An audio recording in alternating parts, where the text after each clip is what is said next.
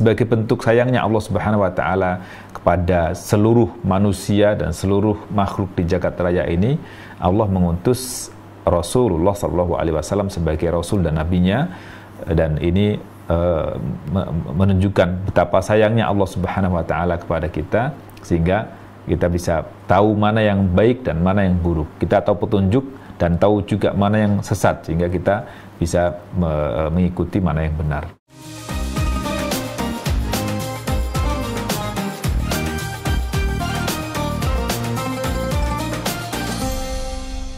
Sebagai bentuk rahmatnya dan sayangnya Allah Subhanahu wa taala, maka diutuslah Rasulullah sallallahu alaihi wasallam. Wa ma arsalnaka illa rahmatan lil alamin. Rahmat bagi seluruh alam. Alamin itu segala macam, ada manusia, ada jin, ada makhluk yang lainnya. Meskipun sebagian ulama menyebutkan bahwa al-alamin ini adalah manusia atau yang memiliki akal.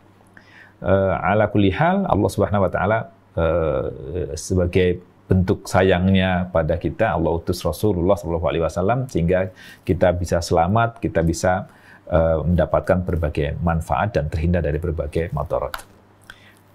Wa ma arsalnaka illa rahmatan lil alamin. Dan sebagai bentuk rahmatnya itu, ketika Allah Subhanahu wa taala mengutus Rasulullah SAW, Allah sertakan juga kitabnya, yaitu Al-Qur'an, yang menjelaskan segala hal sehingga kita tidak sesat.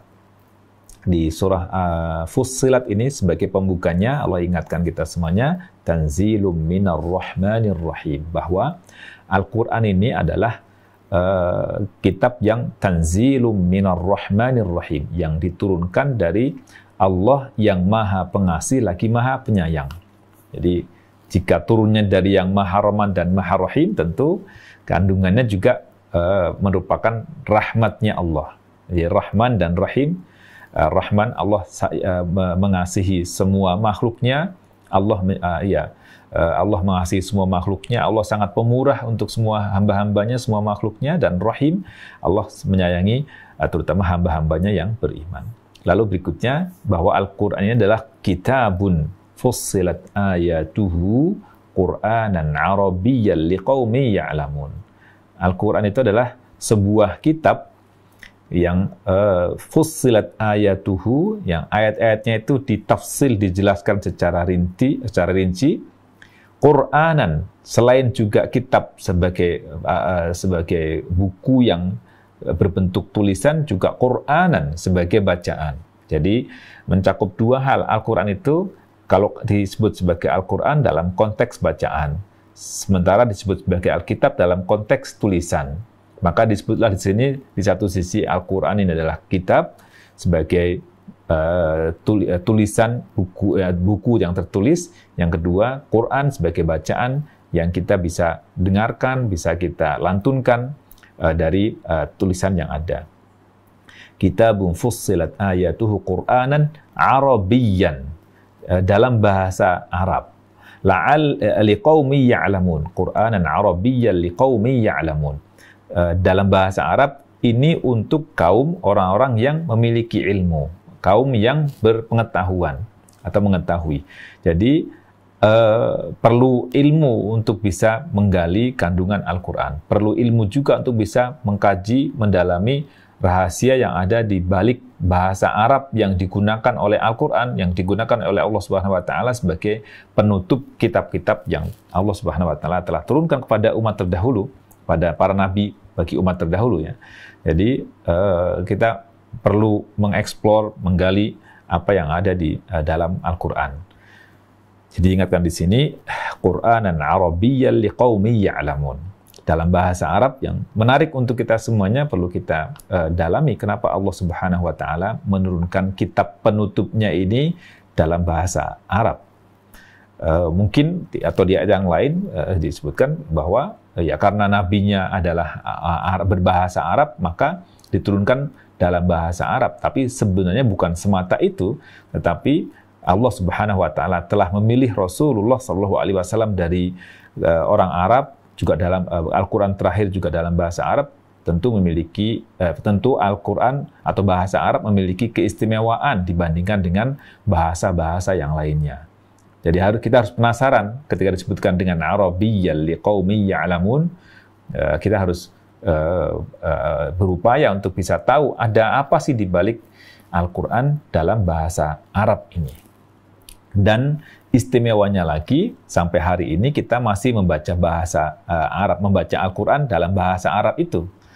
Sehingga sementara di kitab-kitab yang lainnya, umatnya, bahkan mungkin pembesar di umatnya tidak bisa membaca kitab tersebut dalam bahasa aslinya. Yang dibaca adalah terjemah, yang terjemah itu lebih sering dipengaruhi oleh emosi penerjemahnya atau pengetahuan penerjemahnya, atau lebih banyak penafsiran dibandingkan dengan makna aslinya. Alhamdulillah kita masih membaca Al-Quran dalam bahasa Arab, sebagaimana dahulu diturunkan oleh Allah Subhanahu wa Ta'ala melalui malaikat Jibril kepada Rasulullah Sallallahu Alaihi Wasallam. Ya, kita perhatikan di surah Fussilat ayat 44 ini, walau ja'alnahu Qur'anan a'jamiyyan laqalu laula fussilat ayatuh. Tadi di awalnya disebutkan kitabun fussilat ayatuhu Qur'anan arabiyyan liqaumin ya'lamun. Fussilat ayatuhu, dan di sini disebutkan di ayat ke-44-nya, walau ja'alnahu Qur'anan a'jamiyyan, sekiranya kami jadikan Al-Quran itu bacaan dalam bahasa selain bahasa Arab, ya, selain bahasa Arab atau bahasa asing, laqalu laula fussilat ayatuh, pasti mereka akan mengatakan kenapa ayat-ayatnya tidak ditafsil, tidak dijelaskan secara rinci. Ya. Lalu diingatkan di sini a'jamiyyun wa arabi, apakah patut Al-Quran itu dalam bahasa selain bahasa Arab, a'jamiyyu wa arabi, sementara Rasul yang diutus oleh Allah Subhanahu wa Ta'ala sebagai penutup para nabi dan Rasul itu berasal dari dari bangsa Arab dan berbahasa Arab. Tentu akan timpang. Jadi, tapi ini merupakan pilihan Allah Subhanahu wa Ta'ala, ya. A'jamiyyu wa arabi. Ya. Hikmah di baliknya bahwa sebagai bentuk sayangnya Allah Subhanahu wa Ta'ala, Al-Quran itu adalah qul huwa lilladzina amanu hudan wa shifa. Hudan wa shifa. Al-Quran itu di satu sisi sebagai hudan, sebagai petunjuk, di sisi yang lain juga sebagai shifa. Hudan wa shifa.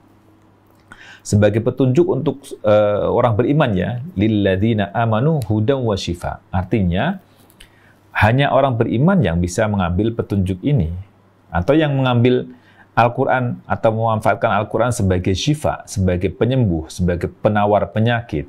Artinya kita istishfa, kita cari kesembuhan dengan Al-Quran, itu adalah orang beriman yang memanfaatkan itu. Nah, ini mungkin nanti perlu kita renungkan kembali, kita hayati kembali, sejauh mana keyakinan kita dan iman kita untuk menjadikan Al-Quran sebagai syifa, sebagai penyembuh. Di sini tidak disebutkan secara spesifik penyembuh bagi penyakit apa. Meskipun di ayat yang lainnya disebutkan syifa'ul lima fis sudur, menyembuhkan penyakit-penyakit yang ada di dalam dada, di hati manusia. Tapi di sini disebutkan syifa'un likulli penyakit artinya syifa, penyembuh untuk semua penyakit. Ya. Nah, mungkin perlu kita bereksperimen lah dengan penuh keyakinan kita bagaimana istishfa, mengambil Al-Quran sebagai sarana penyembuhan berbagai penyakit.